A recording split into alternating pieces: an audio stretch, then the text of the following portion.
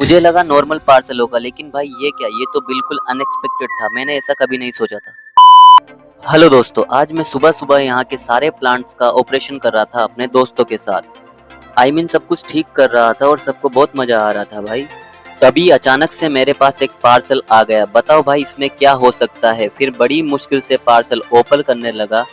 और हाँ, आज है 30 डे चैलेंज का डे 22 और इसमें निकला प्यारा सा फ्लावर पॉट। क्योंकि आजकल हम प्लांट्स पे कुछ ज्यादा ही ध्यान दे रहे हैं, इसलिए ये मंगवाया। और ऐसी इंटरेस्टिंग वीडियो देखने के लिए मेरा चैनल सब्सक्राइब करना ना भूलें।